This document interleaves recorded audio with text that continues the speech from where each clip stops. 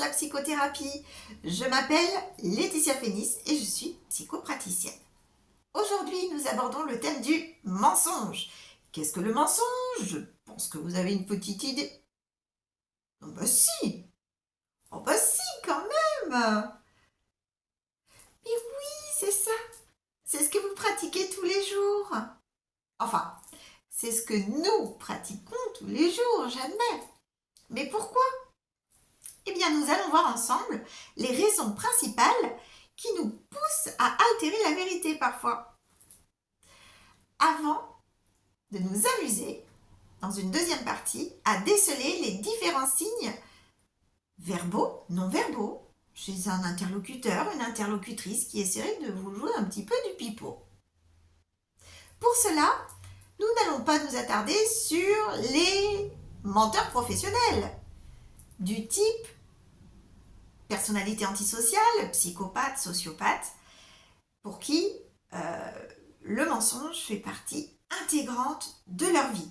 Et oui, sinon ils seraient obligés de faire tomber le masque qu'ils portent constamment en société, et ce n'est pas vraiment une option envisageable pour eux. Même chose pour le pervers narcissique qui a ce besoin viscéral de créer sa propre réalité. Et dans la réalité qui lui est propre, vous n'avez pas vraiment, d'ailleurs personne d'extérieur n'a vraiment sa place. Donc chez toutes ces personnalités-là, il est très difficile, même pour les professionnels, de distinguer le vrai du faux. Petite parenthèse, si cela vous intéresse, et que vous ne l'avez pas encore visionné, j'ai une vidéo sur le thème du pervers narcissique. Avis aux amateurs, je ferme la parenthèse. Aujourd'hui, nous allons donc nous intéresser plutôt à des personnalités comme vous et moi, les menteurs amateurs. On arrive au pourquoi du comment. Pourquoi ment-on?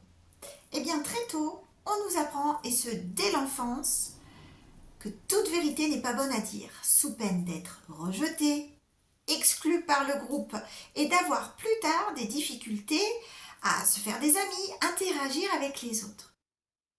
On apprend donc à l'enfant, par exemple, que non, ce n'est pas une bonne idée, même si mamie a de la moustache, de demander, devant mamie qui plus est, pourquoi mamie a de la moustache? On nous apprend que non, surtout pas. Zip!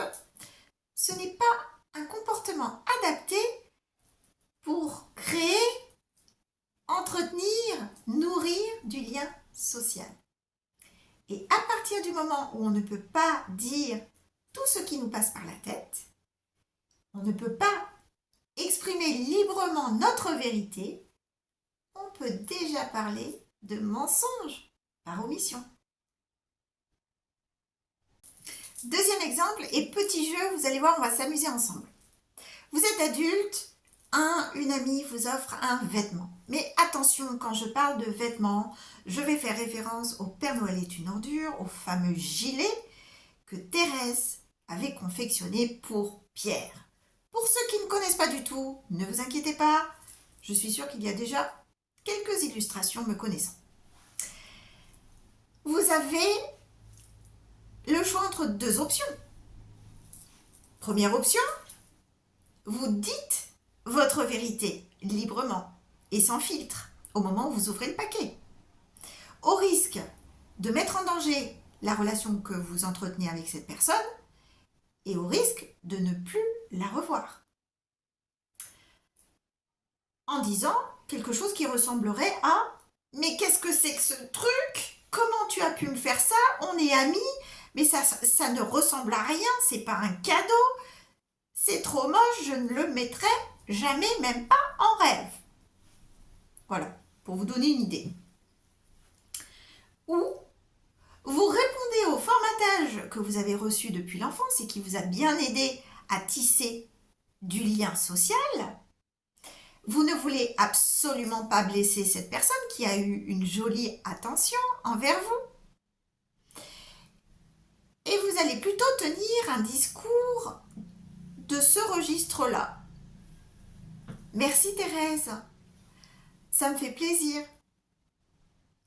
Une autre motivation qui nous pousse parfois au mensonge, c'est lorsqu'on n'a pas envie d'endosser ses responsabilités. L'enfant avec la main dans le pot à confiture, les babines fraises, framboises, abricots, chocolat, pris en flagrant délit de gourmandise et qui dit à maman « c'est pas moi », traduit bien cette tentative d'échapper à une punition potentielle.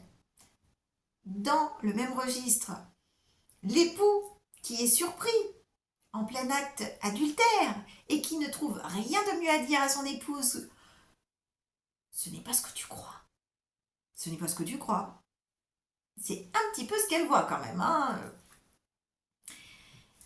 Reflète également ce même souci de se dédouaner en tentant de créer l'illusion que la réalité, elle est bien plus acceptable, elle est bien plus raisonnable, elle est bien plus légale qu'il n'y paraît. Et en parlant de légal, il n'est pas rare qu'un détenu qui ne veut absolument pas purger sa peine clame haut et fort « ce n'est pas moi, je suis innocent ». Et enfin, la troisième raison qui nous pousse à travestir la vérité parfois, c'est pour obtenir quelque chose de l'autre. Alors ça peut être pour obtenir quelque chose de matériel. Exemple type, le vendeur qui veut finaliser une vente et qui va énumérer les mérites, les qualités de son produit, sans aborder ni les défauts, ni les inconvénients de ce même produit. Ça peut être, alors c'est un petit mensonge, mais enjoliver son CV afin d'obtenir un emploi. On peut par ailleurs essayer d'obtenir quelque chose d'ordre beaucoup plus émotionnel.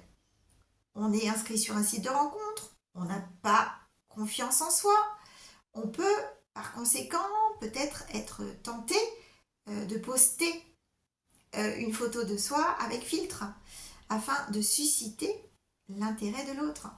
Ou encore, un autre stratagème, on peut exagérer un symptôme d'un petit mal de tête que l'on va déclarer en grosse migraine très douloureuse dans une tentative d'éveiller l'attention, la compassion, l'empathie chez l'autre.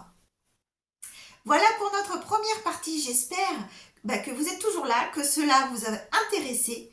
Si c'est le cas, je vous donne rendez-vous tout de suite dans la deuxième partie où l'on va ensemble se transformer en détective pour essayer de détecter les différents signes qui peuvent trahir le mensonge.